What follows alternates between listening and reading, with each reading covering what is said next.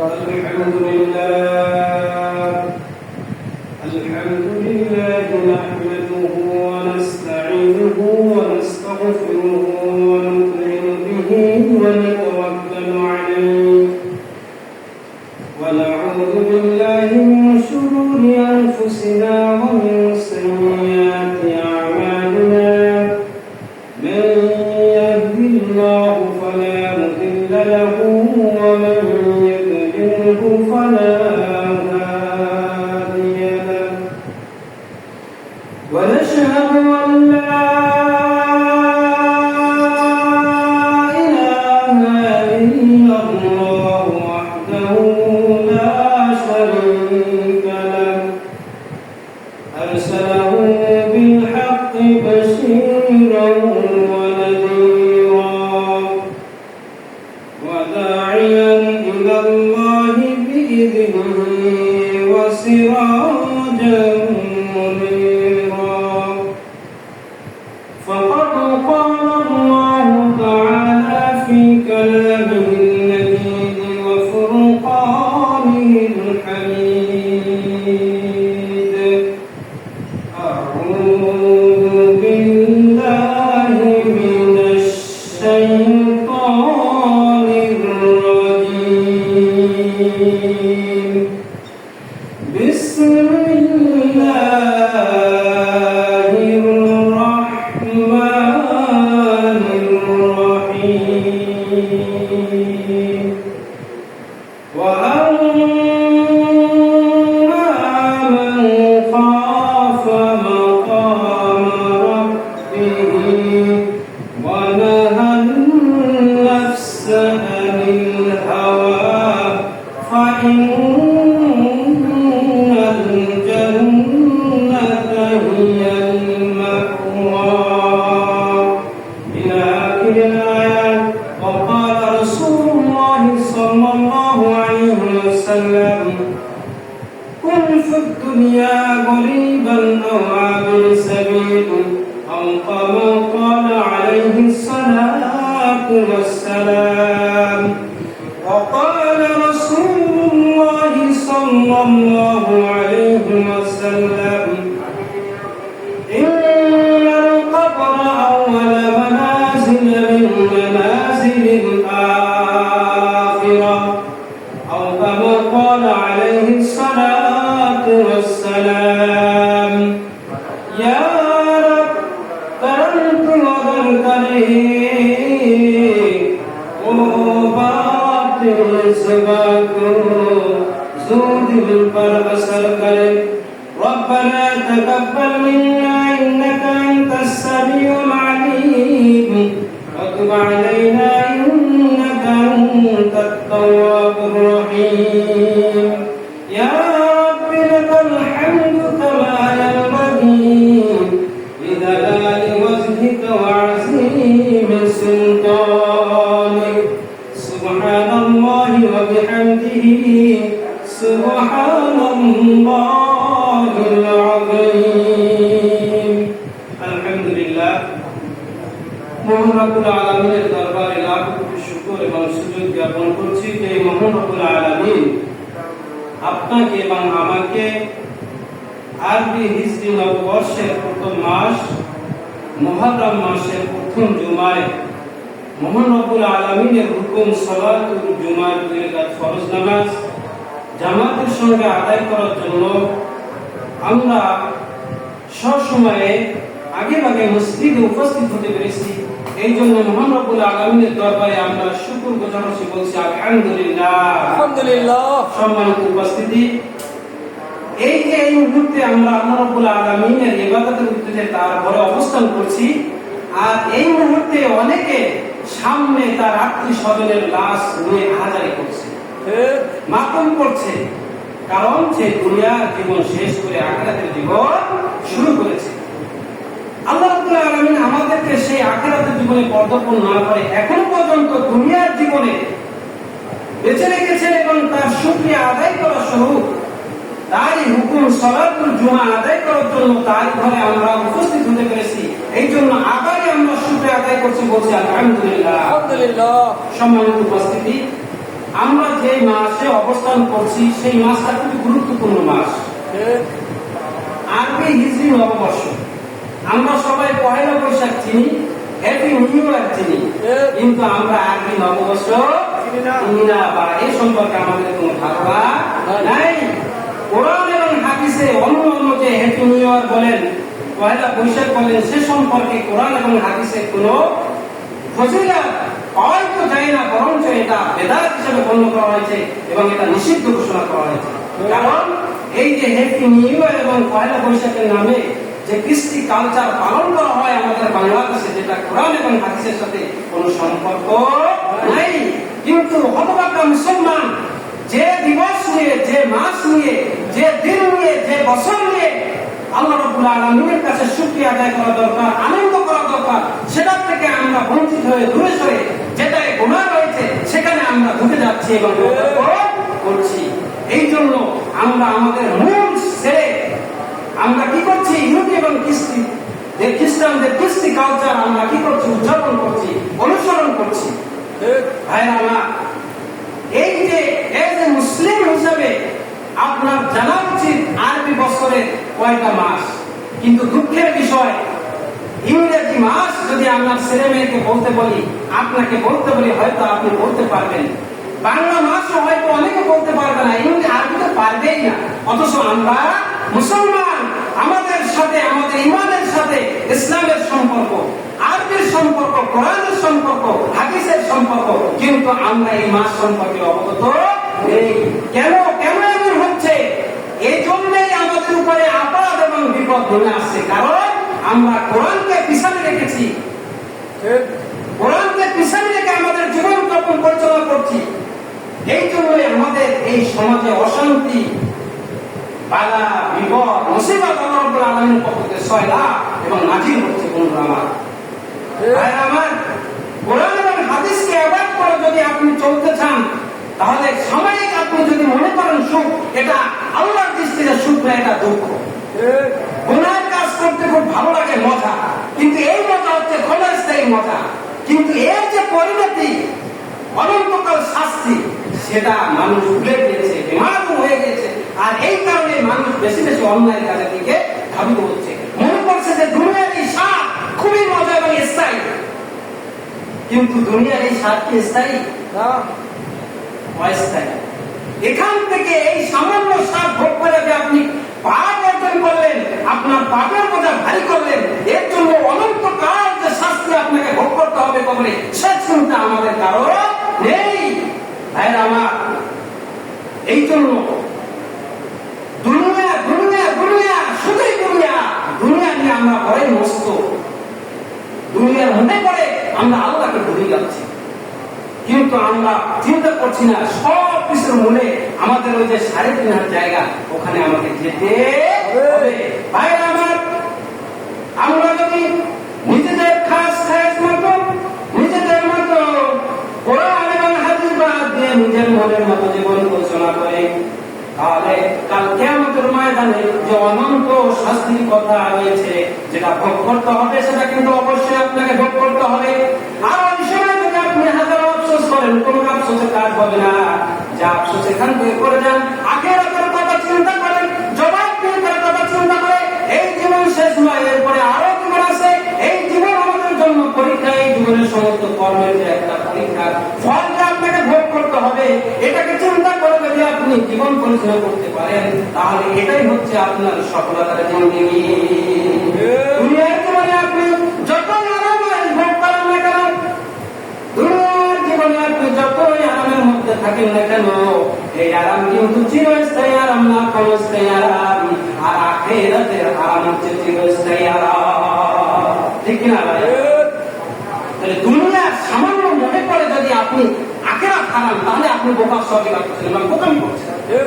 কিন্তু ভাইরা, আমরা তো করি, নফসের খায়েতে পড়ে করি, শয়তানকে ধোঁকা দিয়ে করি, মনে করি এইটাই হচ্ছে মজা, এইটাই হচ্ছে স্থায়ী।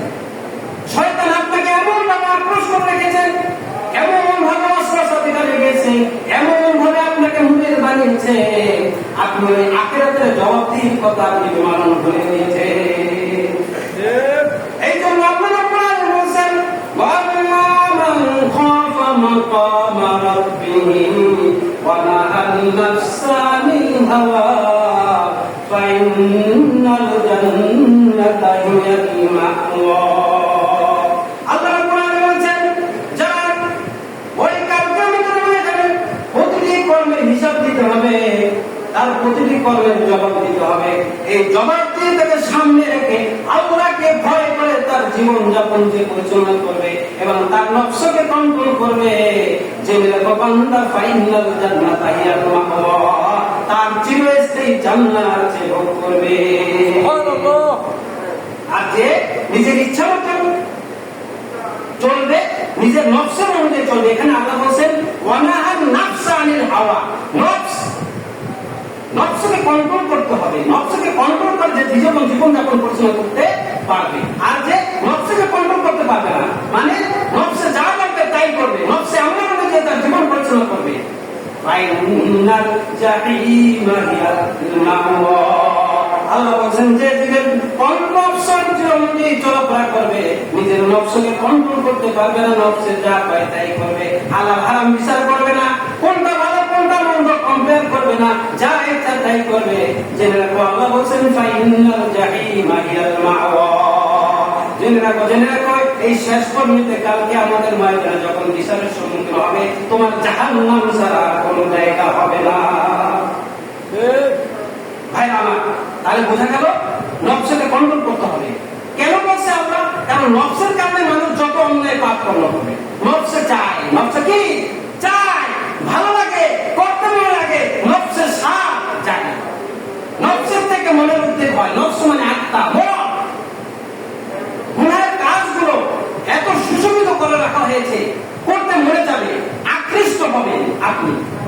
কিন্তু এই আকৃষ্ট হওয়ার থেকে যদি আপনাকে বিরত রাখতে পারেন, আপনার নফসকে কন্ট্রোল করতে পারেন, ফাইনাল জান্নাতা হিয়াল মা'ওয়া। আর যদি মন চাই জিন্দেগি করি, ভাইরা আমার, মনে রাখতে হবে সব কিছুর মানে কিন্তু এই 3.5 জায়গা।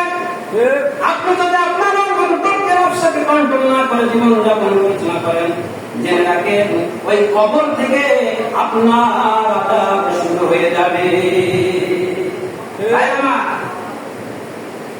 হযরত উসমান রাদিয়াল্লাহু তাআলা আনহু কবরের কাছে যখন যেতেন খুবই ক্রন্দন করতেন, এত ক্রন্দন করতেন, অন্য সময় কখনো এরকম ক্রন্দন করতেন না। তার সাথে যে সাহাবীরা ছিল বললে, হে উসমান রাদিয়াল্লাহু তাআলা আনহু, হুজুর আপনি আল্লাহ রাসূল যখন জাহান্নামের আলোচনা করেন তখন আপনি এত বেশি ক্রন্দন করেন না, কিন্তু আপনি কবরের কাছে আসলে সবচেয়ে বেশি ক্রন্দন করেন। আপনার হুঁশ থাকে না, বেহুশের মতো হয়ে যান। বিষয়টা কি ভাই আমার? হযরত উসমান রাদিয়াল্লাহু তাআলা আনহু আশারায়ে মুবাশশারা 10 জন জান্নাতপ্রাপ্ত ব্যক্তিদের মধ্যে একজন। সেই কবরের কাছে এমন ভাবে ক্রন্দন করতেন, বেহুশ হয়ে যেতেন। সাহাবারা জিজ্ঞাসা করলেন, হুজুর আপনি কেন এত ক্রন্দন করেন? আল্লাহ রাসূল যখন জান্নাত জাহান্নামের আলোচনা করেন তত এত বেশি ক্রন্দন করেন না, কিন্তু কবরের কাছে গেলে এত বেশি ক্রন্দন করেন কেন? হযরত উসমান রাদিয়াল্লাহু তাআলা আনহু বললেন, হে সাহাবীরা শোনো, তোমরা কি জানো না রাসূলুল্লাহ সাল্লাল্লাহু আলাইহি ওয়াসাল্লাম বলেছেন, ইন্নাল কবরা আউয়ালু মানাজিলা মিন মানাজিলিল আখিরাহ ওয়া ইন্না যামিনহু ফামা বা'দা লাইসা মিনহু ওয়া মান লাম ইয়ানজা ফামা বা'দাহু আশাদ্দা মিনহু আও মা ক্বালা আলাইহিস সালাতু ওয়াস সালাম। আল্লাহ রাসূল আখিরাতের যে ঘাটিগুলো আছে সেই ঘাটির মধ্যে কবর হচ্ছে প্রথম ঘাটি। এই ঘাটিতে যদি তুমি নাজাত পাও, মুক্তি পাও, ছাড় পেয়ে যাও, আখিরাতের যে অপর যে ঘাটিগুলো আছে সেখানে তুমি সহজে পার পেয়ে যাবে। বলা গেল কবর হচ্ছে আখিরাতের যে স্টেশন, যেখানে আপনাকে কি করতে হবে? পার হতে হবে। আপনার কল্পনার জীবনে কি করতে হবে? হিসাব দিতে হবে। সেই আখিরাতের জীবনের প্রথম নাম হচ্ছে কবর। এখানে যদি আপনি সুন্দরভাবে কাটাইতে পারেন, পার পেয়ে যেতে পারেন, মিজান ফুলসরা আখিরাত সব আপনার সহজ হয়ে যাবে। আর এখানে যদি আপনি ধরা খেয়ে যান তাহলে এখান থেকে কি হবে, আপনার আযাব শুরু হয়ে যাবে। অপর যে মঞ্জিল আছে সেখান থেকে আপনি সহজে মুক্তি পাবেন না। এটা কি আপনি যদি বলেন এটা হচ্ছে ইমিগ্রেশন কাউন্টার, ইমিগ্রেশন স্টেশন। বিদেশে যখন যাত্রীরা যায় তখন তাকে পাসপোর্ট দেখাতে হয়, সে কোন বংশে, কোন দেশে, কোন মাতৃভাষা তা দেখে না, তার ন্যাশনালিটি। যদি দেখে যে না তার ন্যাশনালিটি ঠিক আছে, ইমিগ্রেশন তার পার করে থাকে, সার্টিফিকেট যখন হয়ে যায় তাকে যেতে দেওয়া হয়। আর যদি দেখে যে না তার ন্যাশনালিটি সমস্যা আছে, তাকে পাকড়াও করা হয় এবং তাকে অনুরোধ করা হয়। এটা হচ্ছে সাধারণ এক্সাম্পল। দুনিয়ার কবরের সাথে ইমিগ্রেশনের যেরকম একটা সম্পর্ক রয়েছে, এখানে যদি কেউ ধরা হয়ে যায় আর কোথাও সে পার করা যায় না, ধরা খেয়ে যায়, সে কি হয়, হ্যান্ডকাপ হয়ে যায়, মঙ্গলখানায় যেতে হয়। তাহলে কবর হচ্ছে এরকম একটা জায়গা, এখানে যদি আপনি ধরা খেয়ে যান, অপর মঞ্জিলে কি আপনি কি হয়ে যাবেন, ধরা খেয়ে যাবেন। কবর খুব ভয়াবহ জায়গা, যে আপনার কোনো সাথে করুণা করবে না, আপনার সাথে কোনো খাতির করবে না, আপনাকে চিনবে না, জানবে না, আপনি কোন বংশে ছিলেন, কোন নবীর ছেলে ছিলেন, কোন নবীর কন্যা ছিলেন, খবর কিন্তু আপনার সঙ্গে খাতির করবে না। হযরত ফাতিমা রাদিয়াল্লাহু তাআলা যখন কবরস্থ করা হয়, তখন আব্দুল্লাহ ইবনে জাফর গিফারি রাদিয়াল্লাহু তাআলা যখন কবরস্থ করে, কবরকে ডাক দিয়ে বলতেছে, কবর তুমি কি জানো এই কবরে তুমি কাকে রাখছি? কবরের থেকে কোনো জবাব নেই। আব্দুল্লাহ ইবনে জাফর গিফারি রাদিয়াল্লাহু তাআলা বলছে, কবর তুমি কি জানো যাকে রাখছি তিনি হচ্ছে জান্নাতের মহিলাদের সর্দারনী ফাতেমা রাদিয়াল্লাহু তাআলা রাখছি। খবর তুমি বেয়াদবি করো না, খবর বেয়াদবি করো না। কোন জবাব আসছে না। এই খবর তুমি কি জানো তোমাকে আমি কাকে রাখছি? যাকে সৃষ্টি করা না হলে তামাম বিশ্বের কিছু সৃষ্টি করা হবে না। মুহাম্মদ মুস্তাফা কায়নাত দারদার মদিনা সাইয়্যিদুল বাশার সাইয়্যিদুস সাকালাইন মুহাম্মদ রাসূলুল্লাহ সাল্লাল্লাহু আলাইহি ওয়াসাল্লামের আদরের কন্যা কুরুশ কন্যা ফাতেমা রাদিয়াল্লাহু তাআলা আছে। কবর তুমি বেয়াদবি করো না, কবর থেকে কোনো জবাব নেই। এই কবর কাকে রাখছে তুমি জানো? সে খোদা রাসূল সাল্লাল্লাহু আলাইহি ওয়াসাল্লামের জামাতা, তার একটা স্ত্রী ফাতেমা রাদিয়াল্লাহু তাআলা রাখছে। খবরদার তুমি কবরকে বেয়াদবি করো না। কবর থেকে গা বেয়ে এসে গেল, বলল, হায় হায় হায় তোমরা কি বলছো? আমি নবীর স্ত্রী চিনি না, আমি নবীর কন্যা চিনি না, আমি শেরে খোদা আলীর স্ত্রী চিনি না, আমি চিনি একজন আমলদার সালেহ মুত্তাকি ব্যক্তি, যে আমার এখানে আমলদার হয়ে আসবে, সালেহ মুত্তাকি মুমিন হয়ে আসবে, তার সাথে আমি সুন্দর ব্যবহার করব, আচরণ করব। আর যদি এখানে সুন্দর মুমিন মুসলিমান না হয়ে আসে, মুত্তাকি না আসে, ইমাম না আসে, কামেল মুমিন না আসে, আমি খবরদার কবর আমি তাকে ছাড়ব না।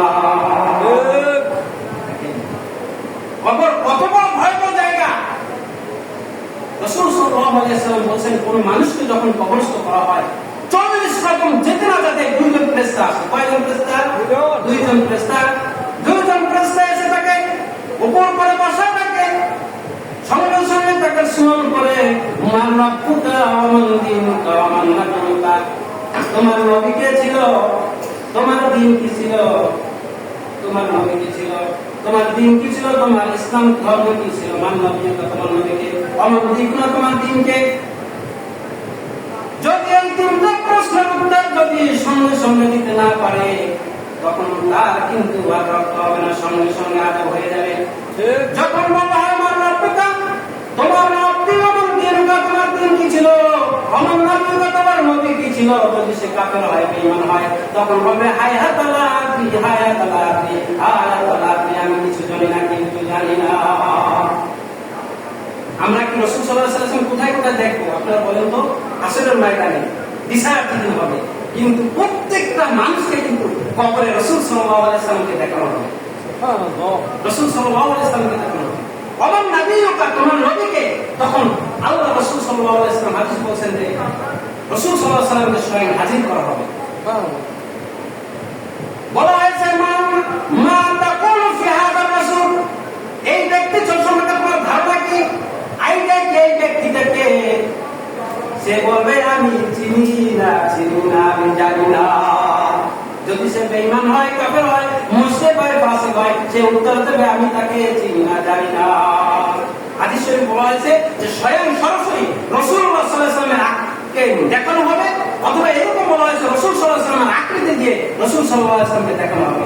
মা কুনতা তাকুলু ফি হাযা রাজুল, এই ব্যক্তি সম্পর্কে তোমার ধারণা কি ছিল? তখন সে কি বলবে? আমি চিনি না। তখন তার থেকে তখন আযাবের ফেরেশতারা তখন আযাব দেওয়া শুরু করবে। এক ফেরেশতা হাতুড়ি নিয়ে আসবে, হাতুড়ি তাকে পিটাতে থাকবে। পিটান যখন দিবে বজ্রপাতে যেরকম শব্দ, এইরকম শব্দ সে করে দেবে, ব্যথা চিৎকার করে উঠবে। বজ্রপাত যেরকম চিৎকার করে ওঠে শব্দ, যখন তাকে হাতুড়ি দিয়ে পিটানো হবে তখন সে চিৎকার করে উঠবে। আবার যেরকম সেরকম হয়ে যাবে, আবার তাকে পিটানো হবে। হাদিস শরীফে রাসূল সাল্লাল্লাহু আলাইহি ওয়াসাল্লাম বলেন, প্রথম এক যখন হাতুড়ি দিয়ে বাড়ি হবে 50 গজ মাটি নিচে চলে যাবে। সেখান থেকে আবার উত্তর হবে, আবার তার হাড্ডি করে মাংস সব একত্র করা হবে, আবার পিটানো হবে। হাদিস শরীফে রাসূল সাল্লাল্লাহু আলাইহি ওয়াসাল্লাম বলেন, জোহর থেকে তাকে আসর পর্যন্ত পিটানো হবে। বলবে যে কেন তুমি নামাজ পড়িস নাই? তো জোহর থেকে আসর, আসরের পর থেকে আবার মাগরিবের পর থেকে আবার ইশা থেকে আবার বলো, কিয়ামত হওয়ার পর্যন্ত কবরে তাকে এরকম আযাব ভোগ করতে হবে। পারবো আমরা না? সেই ঘর, আসল ঘরের জন্য আমরা কি করেছি? আমাদের প্রস্তুতি কি, প্রিপারেশন কি সেই আসল ঘরের জন্য? কবর, যে ঘর আপনাকে চিনবে না, আপনার সাথে কোনো মহব্বত নেই, কোনো লেনদেন নেই, আপনার সাথে কোনো খাতির নেই, সে আপনাকে চিনবে না। 50 গজ মাটির নিচে এক হাতুড়ি দিয়ে পিটাবে। যখন পিটানো হবে একবার 50 গজ মাটির নিচে চলে যাবে, আবার উঠানো হবে, আবার একত্র করা হবে, হাড্ডি মাংস সব একত্র করা হবে। এইরকম কিয়ামত পর্যন্ত বলা হবে, তুই জোহর নামাজ পড়লে কেন? জোহর থেকে আসর, আসর নামাজ কেন পড় নাই? আসর থেকে মাগরিব, মাগরিবের নামাজ কেন পড় নাই? মাগরিব থেকে এশা, এই মেশা থেকে ফজর। এরকম কিয়ামত পর্যন্ত তাকে হাতুড়ি দিয়ে পিটানো হবে। শুধু তাই নয়, যখন প্রশ্নের উত্তর দেওয়া হবে না, দিতে পারবে না, তখন দুই কবরের মাটি এক বরাবর হয়ে যাবে, এক হয়ে যাবে। এক পাশের হাড্ডি আর এক পাশে চলে যাবে, আর এক পাশের হাড্ডি আর এক পাশে চলে যাবে। এমন চাপ দিবে, এমন চিৎকার দিবে, বজ্রপাত যেরকম চিৎকার শব্দ হয় তার চেয়ে বিকট আওয়াজ হয়ে যাবে। আমরা কিন্তু দেখি না, চলনচোখ দেখেন। হাদিস শরীফে আছে, ওই যে চিৎকার করবে তামাম বিশ্বের সকল মাখলুকাত শুনতে পাবে, কিন্তু আমরা মানুষ শুনতে পাই না। দেখেন, ওই যে কবরের সামনে যখন কোনো গবেষণা রাখা হয়, দেখেন ওরা কিন্তু দৌড় দেয়। ওই কবরে যখন শাস্তি হয়, ভয়াবহতা দেখে সে দেখতে পায়, শুনতে পায়, চিৎকার শুনতে পায়, যখন ভয়ে সে কি করে? দৌড় দেয়। ভাই আমার মনে রাখতে হবে, সব কিছুর মনে কিন্তু এই কবর, যা করে না কেন কিন্তু এই কবরে যাইতে হবে। আমার কবরে কিন্তু পুস্তক করা হবে না, আরামের বিছানা বানানো হবে না, একটা আংটি দেওয়া হবে না, একটা চেন দেওয়া হবে না, সব কিছু তুলে রাখা হবে। আপনাকে কবরে আইসের একা যাইতে হবে, ওই কবরে একা আইসের ল্যাংটা নেকের ভাবে আইসেন, ওই কবরে কিন্তু 3.5 জায়গায় আপনাকে কিন্তু 3 কাপড় দিয়া, মহিলাদের 5 কাপড় দিয়া পাঠাবে, আপনার হাতে কোনো কিছু থাকবে না। বাচ্চারা যখন দুনিয়ায় আসে দেখবেন কি একটা চিৎকার মারে, আর এরকম হাত উঠে যায়। ধারণা এরকম বলা হয়েছে যে সে মনে করে, হায় হায় আমি একটা ছোট্ট ঘরে ছিলাম, এখন বিশাল পৃথিবীতে আইছি, হায় কি মজা, সব খাবো, সব নেবো, আনন্দ ফুর্তি করবো। কিন্তু যখন মানুষ মরে যায় তখন কিন্তু হাত ছেড়ে দেয়। আমাদেরকে নজির দিয়ে যায়, আমাদেরকে শিক্ষা দিয়ে যায়। ভাইরা আমার, ভাই আমার, ছেলে আমার, বাবা আমার, আত্মীয় আমার, ফুফাতো ভাই, মামাতো ভাই, ভাই, আমি আইছিলাম একা, এই দেখো আমার হাত ছাড়ি, আমি মুখ করতে পারি নাই, মুখ নিয়ে আইছিলাম কিন্তু এখন হাত খালি নিয়ে চলে যাচ্ছি, কিছুই নিয়ে যাইতে পারি নাই, আমল যেটুকু করেছি সেটুকু আমার সাথে হয়ে গিয়েছে। ভাইরা আমার, চিন্তা করতে হবে, আখিরাতের জবাবদিহিতামূলক জীবনযাপন যখন করতে পারেন, তাহলে সেটাই হচ্ছে আপনি প্রকৃত বুদ্ধিমান।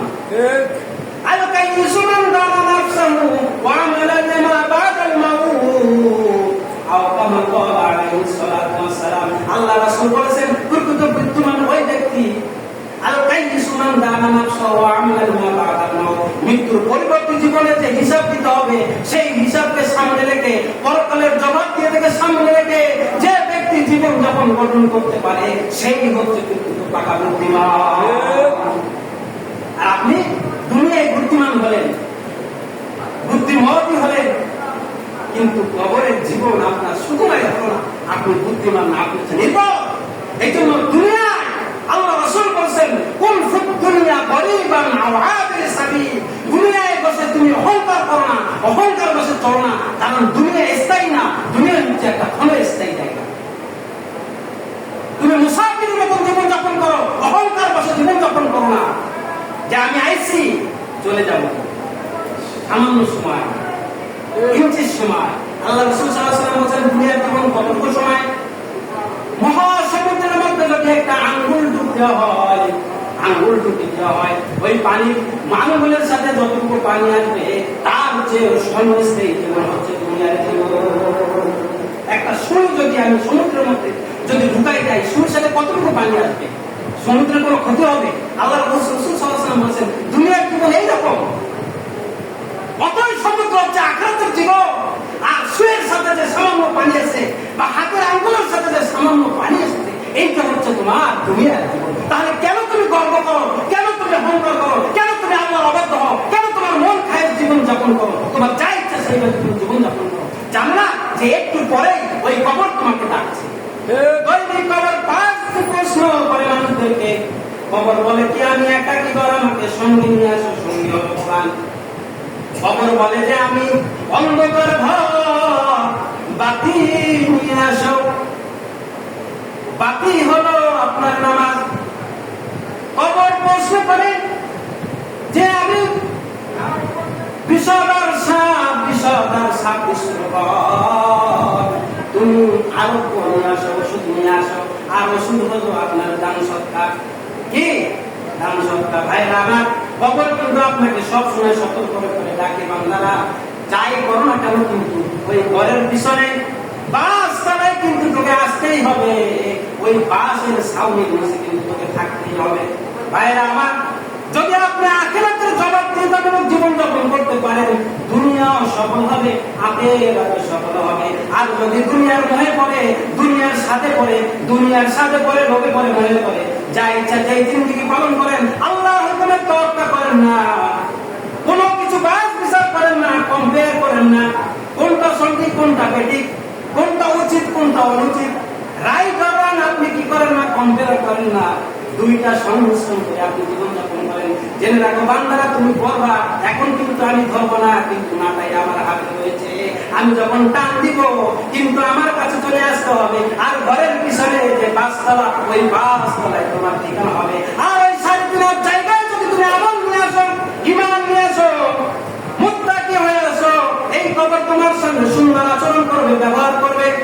প্রথম ঘাটিতে তুমি যদি মুক্তি পেয়ে যাও, আখিরাতের অপর ঘাটিতে তুমি মুক্তি পেয়ে যাবে। আর যদি আপনি মুত্তাকি হন, যখন বলবে মার রব্বুকা, তখন বলবে রব্বু আর রব্বি আল্লাহ, ওমান দীনুকা দীনুল ইসলাম, ওমান নাবিয়ুকা নাবিয়ুনা মুহাম্মাদুর রাসূলুল্লাহ সাল্লাল্লাহু আলাইহি ওয়াসাল্লাম। মা তাকুলু ফি হাযার রাসূল, মা তাকুলু ফি হাযার রাসূল, জবাব দিয়ে দিবে, জবাব দিবে ওয়া নাবিয়ুনা মুহাম্মাদুর রাসূলুল্লাহ সাল্লাল্লাহু আলাইহি ওয়াসাল্লাম। জবাব কি এখান থেকে মুখস্থ করে যাবে? মুখস্থ করে থাকলে মুখস্থ করে যাবে? অনেকে মনে করে যে জবাব মুখস্থ করে যাবে। আর জবাব তো অটোমেটিক হবে, আপনি মুত্তাকি মনে হইলে মুখ থেকে অটোমেটিক কি হয়ে যাবে, বের হয়ে যাবে। আর শত যদি চেষ্টা করেন যে মুত্তাকি না হয়ে যাইতে না পারেন, মুমিন হয়ে যদি না যেতে পারেন, পূর্ণাঙ্গ কমপ্লিটলি সারেন্ডার টু আল্লাহ, এইভাবে জীবনযাপন করে যদি না যেতে পারেন, তাহলে হাজার চেষ্টা করবেন কিন্তু কাজ হবে না। বলবে হাই হাতা, হাই হাতা, লাভলি লাভলি, আমি কে তাকে চিনি না।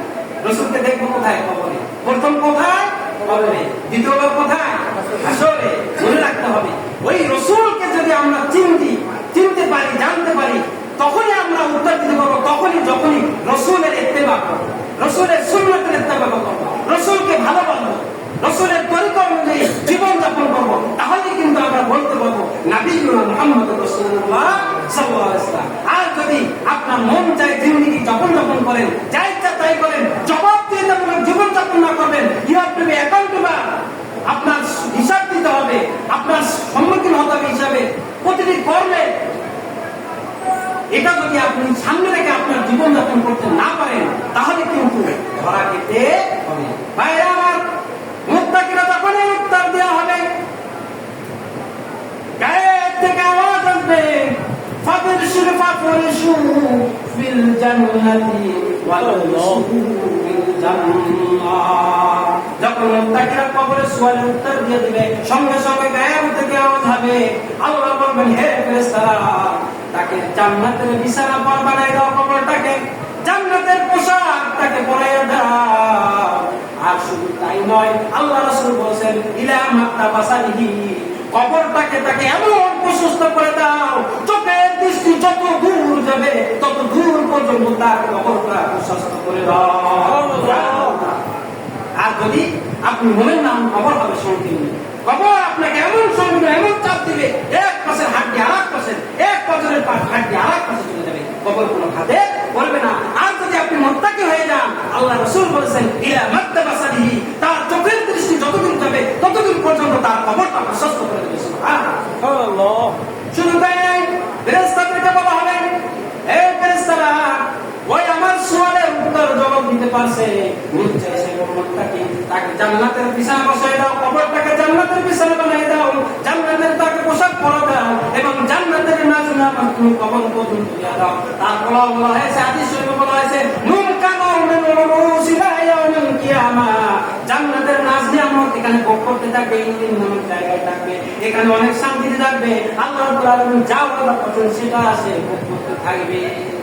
হাদিস শরীফে আল্লাহ রাসূল বলেন, যেরকম আমরা একটু ভালো খাওয়া দাওয়া করে একটু ঘুমাই না, জান্নাতে এরকম নাজ নিয়ামত ভোগ করবে, খাবে, আরাম আয়েশে আর ঘুমাবে। আল্লাহ রাসূল বলেন, নুকা নাউমিন রুসিলা ইয়াউমিল কিয়ামা, কিয়ামত আগ পর্যন্ত সে নতুন দুলহান নিয়া যেরকম নতুন বিয়ে করে খুব আরামসে ঘুমায়, মজা করে ঘুমায়, with pleasure, with enjoy, with happiness, যেভাবে সুন্দর আনন্দ চিত্তে ঘুমায়, সেই রকম সে এমন একটা ঘুম দেবে, যখন সিংহায় ফুট দেওয়া হবে তখন সে দেখে যাবে, তখন কি হবে, সে দেখে যাবে, জেগে যে সে রাগান্বিত হয়ে যাবে, আর বলবে, ইয়া ওয়াইলানা মাম্মা সালামুন মারকাদিনা হাযা মা ওয়া'দার রাহমানু ওয়া সাদাকাল মুরসালুন।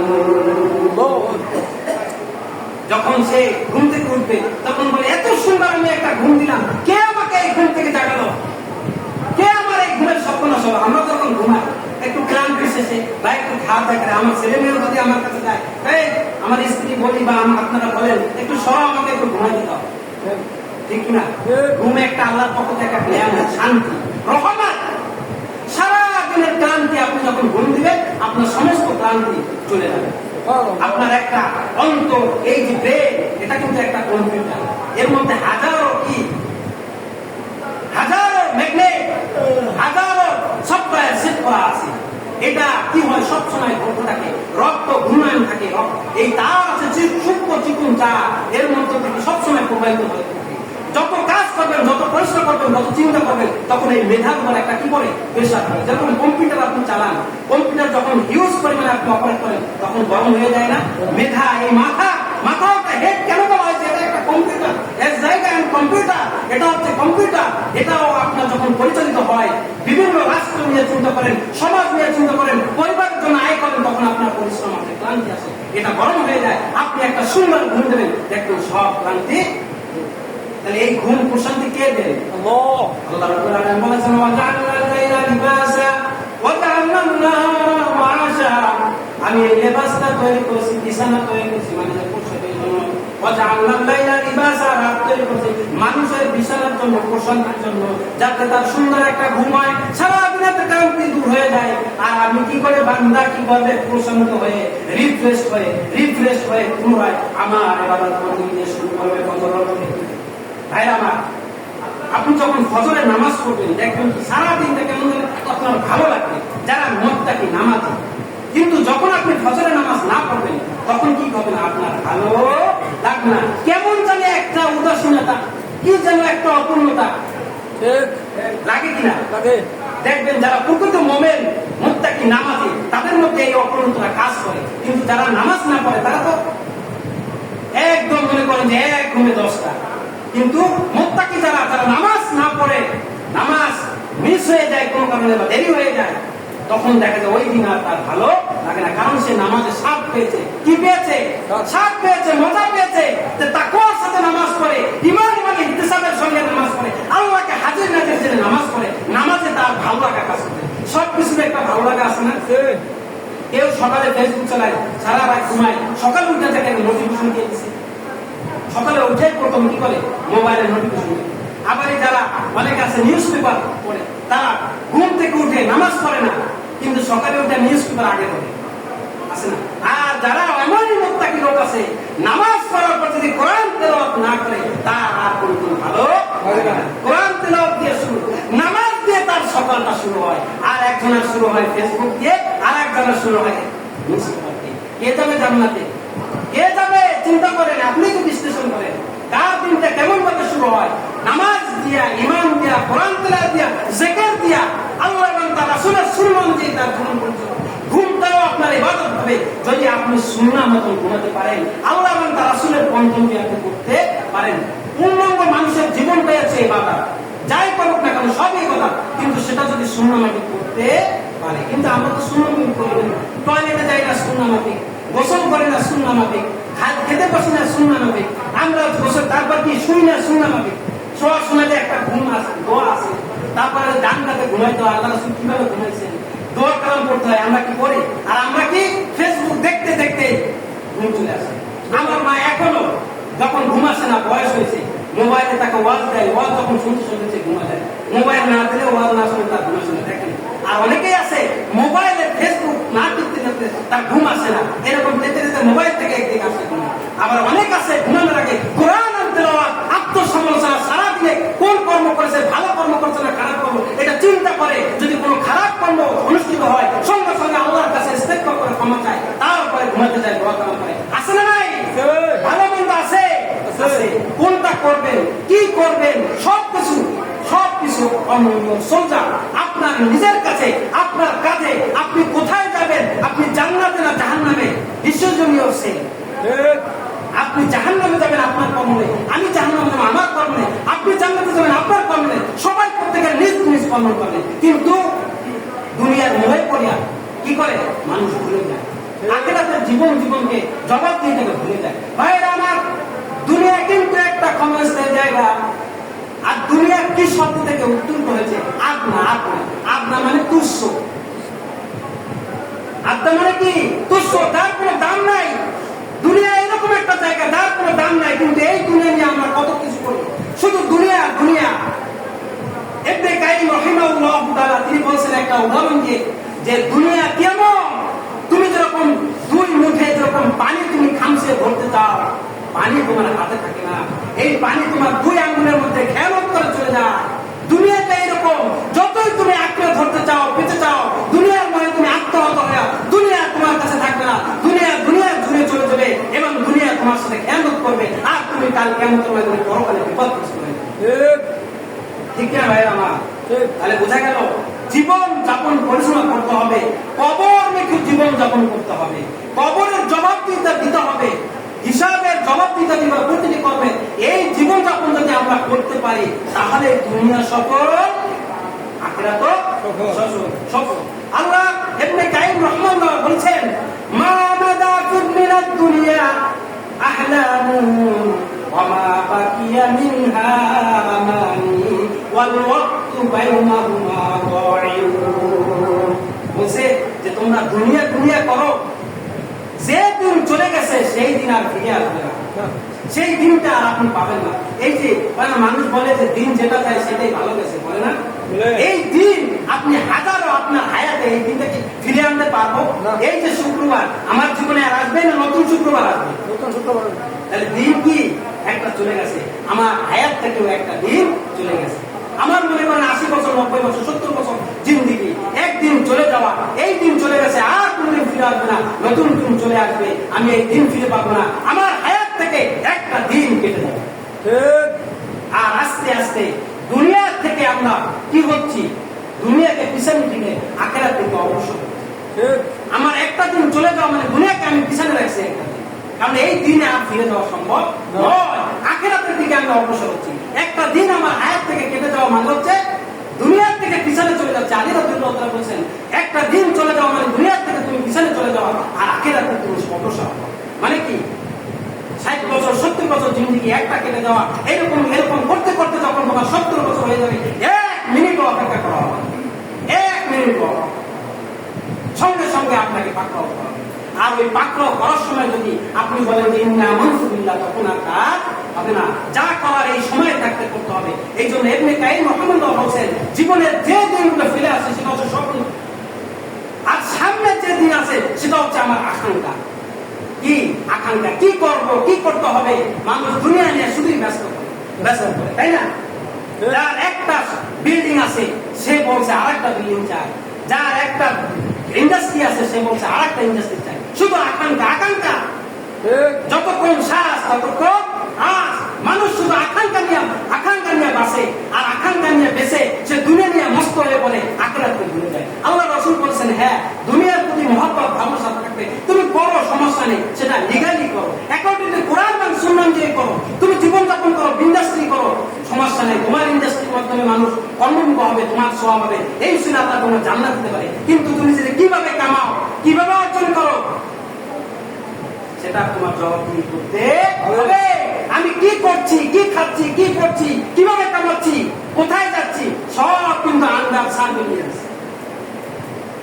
একটা ক্যামেরা আছে না আল্লাহ, ছেড়ে দিবে। সুতরাং ওই দিন ধরা খাওয়ার আগে এখন একটু সোজা হবে, লাস্ট হয়ে যাবো সোজা। হ্যাঁ, ওই যে সাপ মরে যায়, একটা কাহিনী আছে যে তুই ফোর্স করে আসলি, আমার তো থাকলি, সোজা তো হইনি, সময় মতো সোজা হইনি না। এখন মরে গেলে এখন সোজা তো এমনি সোজা। এই জন্য সোজা হওয়ার আগে সোজা, মরার আগে মরো, মরার আগে মরো। একটা কাহিনী আছে আপনার জানেন, যে ভালো লোক এসেছে, হ্যাঁ এখন বন্ধু কাজ করছে, চলে গেছে, কিন্তু আরেকজন পারেনি। এখন বংশকে কি করতে যায়, তখন বন্ধু বলে যে মরার আগে মর। ভালোটা কিন্তু আবার কি মরা জিনিস খায় না, অপরটা কি করা যায়, ওই রকম মরার ভান করেছে। হ্যাঁ, যখন ভালো এরকম এসে নাড়া দেয়, দেখে যে তার আগে কোনো শব্দ নেই, বসে মরা হয়ে গেছে। মরার আগে মরো, তাই না? তার মানে শাস্তি ভোগ করার আগে সোজা, সোজাটা অটোমেটিক ভাবে হবা। মরে গেলে তো হতেই হবে, সব ছেড়ে দেবে, হাত ছেড়ে দেবে, পা ছেড়ে দেবে, কোনো কিছু থাকবে না হাতে, খালি হাত, আইসি খালি হাতে যাবো। সুতরাং সোজা হওয়ার আগে সোজা হবে, তাহলে কিন্তু দুনিয়ায় আমি সাকসেস, আখিরাতেও সাকসেস। এবং ইবনে কাইয়িম রাহিমাহুল্লাহ বলেন, ওয়াল ওয়াক্তু বাইনাহুমা ওয়াদিরুন। ভাইরা আমার, তোমরা মনে রাখো, এত আকাঙ্ক্ষা নিয়ে তুমি চলো, যে চলে গেছে সেইটা নিয়ে তুমি আফসোস করো, করতে পারলাম না। ওই সময় যদি বিল্ডিংটা করতে পারলাম, 1 কোটি টাকা কম খরচ হইতো, শুধু স্বপ্ন। আর এখন তুমি আরো আকাঙ্ক্ষা করো, মনে করো এইরকম করতে করতে দুনিয়া নিয়ে ব্যস্ত হইতে সময় কিন্তু তোমার মাঝখান থেকে চলে যাচ্ছে, আর তুমি আখিরাতমুখী হয়ে যাচ্ছ। সুতরাং থাকতে পারবো না, যেহেতু চলে যেতে হবে, সোজা হয়ে যেতে হবে। আখিরাতে যাতে আল্লাহ রাব্বুল আলামিনের প্রতিটি কর্মের সঠিকভাবে হিসাব দিতে পারি, কবরে 3টা সোয়ালের জবাব দিতে পারি, সেই প্রস্তুতি নিয়ে যেতে হবে।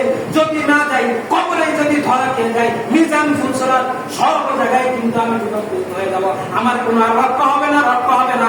এই জন্য হযরত ওসমান রাদিয়াল্লাহু তাআলা বলেন, কবর হচ্ছে দুনিয়ার ঘাঁটি সবের মধ্যে সবচেয়ে প্রথম ঘাঁটি আখিরাতে।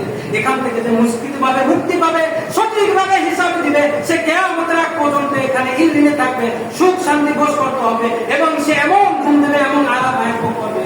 কিন্তু যদি সে সঠিক উত্তর দিতে না পারে, এখান থেকে তার শাস্তি শুরু, এবং ফাইনাল খেলা কিন্তু হিসাবের কাছে পরে। মনে করছেন যে কবরে থাকলে আর তো এখানে ভোগ করছে, আর ভোগ করা লাগবে না। ইন্নাল আবরারা লাফি নাঈম ওয়া ইন্নাল ফুজ্জারা লাফি নাঈম। কবরে যখন আপনি সঠিক উত্তর দিতে না পারবেন 3টা প্রশ্নের, সঙ্গে সঙ্গে আপনার আযাব শুরু হয়ে যাবে, আপনার জাহিম নামক জায়গায়। ইন্নাল আবরারা লাফি ইল্লিয়িন, ইল্লিয়িন নামক জায়গায় আপনাকে স্থান দেওয়া হবে যদি আপনি সঠিক উত্তর দিতে পারেন। আর যদি আপনি সঠিক উত্তর দিতে না পারেন, আপনাকে সিজ্জিন নামক জায়গায় স্থান দেওয়া হবে, যেখানে মিনি বিশ্বকাপ বলে না, মিনি ফুটবল বলে না, মিনি ক্রিকেট বলে না, তাহলে মিনি আযাব ওখান থেকে শুরু হবে। আর ফাইনাল আযাব, ফাইনাল খেলা, ওই কাল কিয়ামতের ময়দানে হিসাব নিকাশের পরে অনন্তকাল শাস্তি ভোগ করতে হবে। ভাইরা, আমরা কি জাহান্নামের আগুন শাস্তি ভোগ করতে পারবো না? আমরা 1 মিনিট দুনিয়ার আগুনকে একটু হাত রাখি, সহ্য হয় কেমন? অথচ এই দুনিয়ার আগুন আখিরাতের আগুন কম তার তেজ।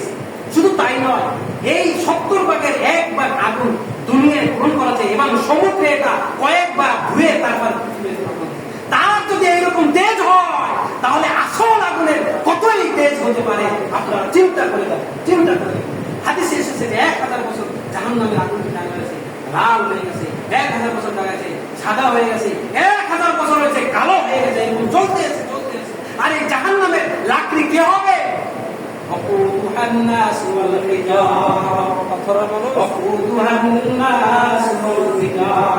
আমরাই কিন্তু এই জাহান্নামের লাকড়ি হব, আমরাই কিন্তু জাহান্নামের লাকড়ি হব। এখন যেরকম দাঁত কুটা দিয়া জ্বালায় আমাদের দিক দিয়ে কি আল্লাহ জাহান্নাম প্রচারিত করবে। সুতরাং ওই জাহান্নামের লাকড়ি যাতে না হতে হয়, এখন থেকে পরিবর্তন হন, ফিরে আসেন কোরআন এবং হাদিসের দিকে, ফিরে আসেন আল্লাহ এবং তার রাসূলের দিকে, ফিরে আসেন কোরআন এবং হাদিস স্টাডি করেন, পরকালের জবাবদিহিতামূলক জীবন যাপন করেন। দুনিয়া ঠিক আখিরাতে, দুনিয়া সফল আখিরাতে সফল। তাহলে দুনিয়ায় ক্ষণস্থায়ী সুখ শান্তি আপনি আরাম করবেন, কিন্তু আখিরাতের যে অনন্তকাল শান্তি যখন ভোগ করবেন সম্মুখীন হবেন ইয়াউমা তাবিয়াতু উজুহু ওয়া তাসওয়াদু উজুহু। আফসোস আর আফসোস, মুখ কালো হয়ে যাবে, বিমর্ষ হয়ে যাবে, তখন কিন্তু আর সাড়া পাবেন না। ইন্না বাতশা রাব্বিকা লাশাদীদ ইন্নাহু হুয়াল মুযীব। আমার আলোচনা বুঝতে পেরেছেন? আজকের আলোচনার মূল কথা হলো যে কবরের সুয়ালের জবাব যদি দিতে হয়, জবাবদিহিতামূলক জীবন যাপন করতে হবে কোরআন এবং হাদিস অনুযায়ী আপনার জীবন করতে হবে।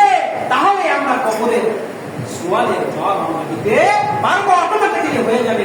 আর যদি আমরা মন যা চাই, এই যে বললাম ফেরেশতারা যোহর নামাজ থেকে আসর নামাজ কুটাতে থাকবে, 50 গজ মাটির নিচে যাবে, আবার যেরকম সেরকম হবে, চিৎকার দেবে গজরকাতের মতো।